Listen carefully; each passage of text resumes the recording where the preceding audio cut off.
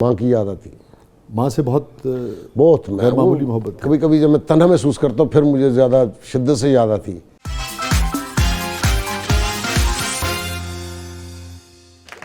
Welcome back नाज़रीन। ज़बरदस्त में एक बार फिर खुशामदीद। हमारे साथ मौजूद हैं सरदार कमाल साहब। सरदार साहब, एक तवील भरपूर शानदार ज़िंदगी आपने गुजारी और बड़ी एक्टिव लाइफ गुजारी आपने। कोई रिग्रेट इस ज़िंदगी में, कोई नदामत? सेंसिटिव आदमी हैं आप कि यार मैं ना कीता हुंदा, ना होया हुंदा तो अच्छा सी, काश। आदमी मेरी कोशिश होंगी मैं किसी की दिलादारी ना मेरे को होवे, अगर को हो जाए तो मैंने बड़ा फील होता है जब तक फिर मैं माफ़ी ना मांग लवा। या कोई ऐसी बात अगर आप शेयर करना चाहें, लोग उससे इंस्पिरेशन लेते हैं कि अच्छा यार हमारे जो सेलिब्रिटीज़ हैं, नामवर लोग हैं, वो भी गलती करते हैं, नदामत भी होती है, तो भाई गलती कम से कम की जाए। वो फैसला जल्दी नहीं कर लेना चाहिए कि अगर किसी ने आपको कुछ कहा ना आके कि जी फलां ने आपके बारे में ये कहा तो डिसीजन जल्दी नहीं ले लेना चाहिए। वो इसी तरह से एक बार एक दोस्त ने कहा कि फलां ने ये कहा तो मैंने गुस्से में कह दिया कि यार वो नहीं चाहिए, वो मेरे ड्रामे में नहीं होगी, ठीक है। दूसरे खुल के शेयर कर सकें आप बात। दूसरे दिन मुझे पता चल गया कि यार वो बात जो मुझे तक पहुंची वो गलत बात थी, वो गलत थी। फिर मैं उसको तलाश करता रहा हूँ जिसको मैं जाकर माफ़ी मांगी, उसके पाँव पकड़ के मैंने कहा मुझसे गलती, हाँ वो कि माफ़ कर दीजिए। कौन साहब थे या साहब थी? फौत हो गई ज़मुर्द खान साहबा। ज़मुर्द खान साहब, अच्छा। अल्लाह को प्यारी हो गई। उनके साथ कोई गलतफहमी आपको हो गई? गलतफहमी कि ये उसने ये कहा या ऐसे, और बाद में आप बाकायदा आपने पाँव पकड़ के? जी मैंने मुहावरतन कह रही है हकीकत। मैंने उसको पहले, उससे पहले बहन नहीं कहता था, उस दिन मैंने उसके सर पे हाथ रख के बहन बना लिया, उसको माफ़ी मांगी कि मेरी आप बहन है, मुझसे गलती हो गई, गलत मेरे था इतला आई थी, तो आप मुझे माफ़ कर दें। आप देखिए कि माफ़ी मांगने वाले लोग जो हैं यही बड़े लोग हैं। क्या बात। सरदार साहब ये फरमाइए कि कौन सी ऐसी बात ज़िंदगी में जब आप मुड़ के देखें तो आपको उदास कर देती हो? आज भी इतना हंसाने वाला लोगों को फ़नकार, मगर इसे कहते हैं ना कि अपने आप पे ज़ब्त करना मुश्किल हो जाता हो, जज्बाती कर देती हो आपको वो याद, वो बात, वो जुदाई। माँ की याद आती। माँ से बहुत गैर मामूली मोहब्बत। कभी कभी जब मैं तन्हा महसूस करता हूँ फिर मुझे ज़्यादा शिद्दत से याद आती कि वो जैसा भी था मैं, जो भी था मैं, तो वो एक माँ जो थी वो माँ ही थी। क्या कह के बुलाती थी आप? मुझे सरदार कहती थी? सरदार। वैसे मेरा निकनेम मेहंदी है। हाँ, मेहंदी भी कभी कभी या सरदार ही कहती थी।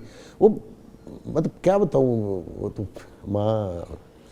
बहरहाल मैं अपनी माँ के पैर चुम के निकलिया, हमेशा दुआ लैके निकलिया। सबसे ज़्यादा किस मौके पे याद आती हैं? जो कभी मेरी औलाद मेरे नाल थोड़ा जिहा इधर उधर करके वेखदे ने ना, फिर मैनूं अपनी माँ याद आती कि यार तुहानूं नहीं सी देना कि मैं तो अपनी माँ नाल या अपने प्यो नाल इस तरह नहीं, जे किते थोड़ा टेढ़ापन दिखाण तो फिर शिद्दत नाल माँ याद आती कि अज जम्मी होंदी तो फिर मैं जाके शिकायत लाता, वेख ला मियाँ करन दे, तो फिर वो शिकायत फिर अपने तक ही रख ली थी कि ठीक है यार तुम कर लो भी जो तुम करना है। कोई ऐसी बात सरदार साहब जो आप किसी से कहना चाहते हो अपनी ज़िंदगी में, झिझक की वजह से, कोई दूर चला गया, कोई रहा नहीं, अगर आप कहना चाहें आज किसी से न कह पाए हों तो आप हैं और कैमरा है, आप कह सकते हैं? नहीं, दूर तो बस ये वालदैन चले जाते दूर बंदा, क्योंकि बात करते हैं हम झिझक में अपने वालिदैन से इजहार भी नहीं कर पाते। मेरे वालिद साहब मुझे ये कहा करते थे कि यार खुदा न खास्ता मुझे जब कुछ हुआ तो पता नहीं तुम कहाँ होगे, मेरे पास होगे कि नहीं होगे। मेरी वालदा भी सेम यही कहा करती कि पता नहीं तू मेरे को होएगा कि नहीं होएगा। और दोनों की डेथ मेरे हाथों में ही, मेरे वालिद साहब की डेथ मेरे हाथ में हुई, मेरी वालदा साहबा की भी। मतलब मैं यहाँ थिएटर कर रहा था तो थिएटर करके मैं गया हूँ, तो मैं शजी जब जाके खड़ा हुआ ना सर पे, तो मैंने कहा अम्मी, तो उन्होंने आंखें खोली और मुझे देखा और देख के कहा कि तू आ गया, अच्छा अल्लाह दे सुपुर्द। ये उन्होंने कहा या आपको महसूस हुआ? कहा। अच्छा।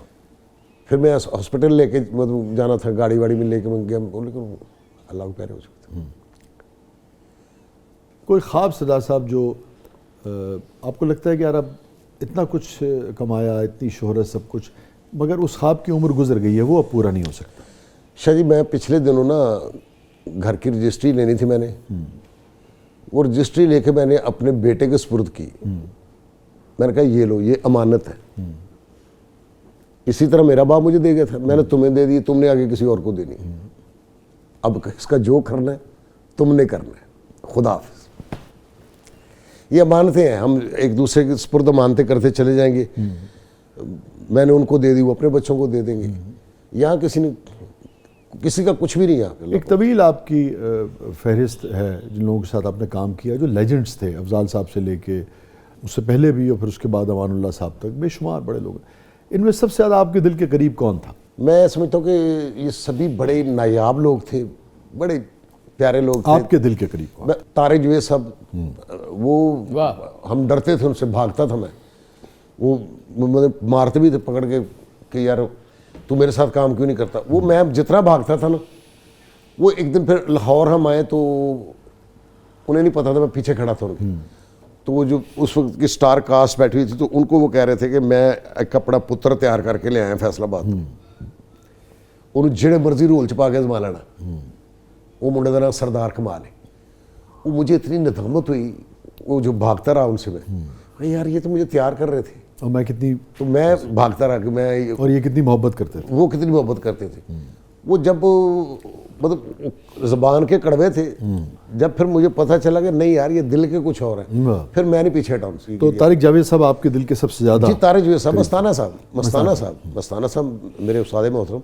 ठीक है जी। अच्छा, ये जो वाक़या आता है कि मस्ताना साहब के साथ पुलिस ने एक मरतबा बदसलूकी की थी और उसके बाद उन्होंने थिएटर जी उसी की बात दुरुस्त है? जी दुरुस्त है। उसी के बाद उन्होंने बिल्कुल ये किनारा कशी कर ली थी। फिर वो मिले नहीं किसी को, बल्कि मैं, लोग कहते ना कि जी वो उनके हालात अच्छे नहीं थे तो वो इस तरह से, ये सारी गलत बातें। वो उनका घर था कि इकबाल टाउन में, उन्होंने सेल कर दिया। वो जितने का सेल किया उससे ज़्यादा पैसे उनको भिजवाए गए मस्ताना साहब को। अच्छा। मस्ताना साहब वो पैसे लेके तो उसके पास चले गए कि भाई मेरे तेरे जो जुबान हुई थी वो इतने पैसों की थी, ऊपर वाले क्यों भेजे तूने? ये सोच के मेरे हालात ठीक नहीं, मैंने ड्रामा छोड़ दिया। नहीं कुछ नहीं, अल्लाह के दिया, मेरे पास सब कुछ है, जितने की मेरी तेरी जुबान हुई मैंने उतने पैसे लेने हैं।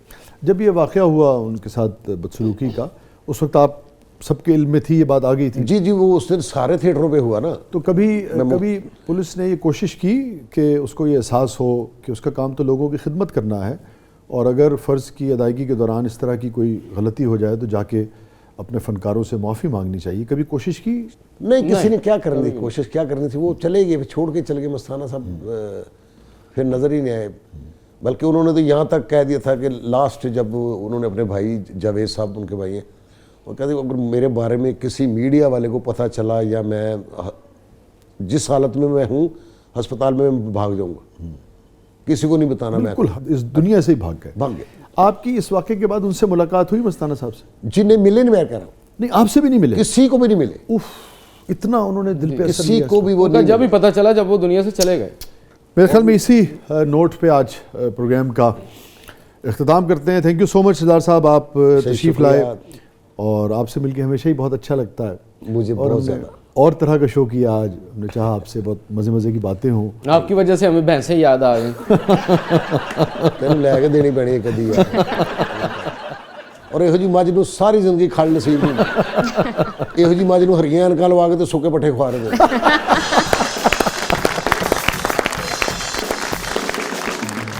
थैंक यू सो मच सरदार साहब, आपकी तशरीफ़ आवरी का बहुत बहुत शुक्रिया। Thank you so much. Thank you नाज़रीन, ये था आज का ज़बरदस्त, और 2 अशार पर हमेशा की तरह प्रोग्राम का इख्तिताम करते हैं। पुरानी गज़ल है बहुत, अभी तो सरदार साहब को देख के याद आ गई। जी, मैं तो गालिब साहब के नाल फिरदा रहा। अभी तो इश्क में ऐसा भी हाल होना है, हाय अभी तो इश्क में ऐसा भी हाल होना है कि अश्क रोकना तुमसे महाल होना है। हाय अभी तो इश्क में ऐसा भी हाल होना है कि अश्क रोकना तुमसे मुहाल होना है, और मिलेंगी हमको भी अपने नसीब की खुशियाँ, मिलेंगी हमको भी अपने नसीब की खुशियाँ, बस इंतज़ार है कब ये कमाल होना है। बहुत खूब, बहुत खूब। इजाज़त दीजिए, अल्लाह हाफ़िज़।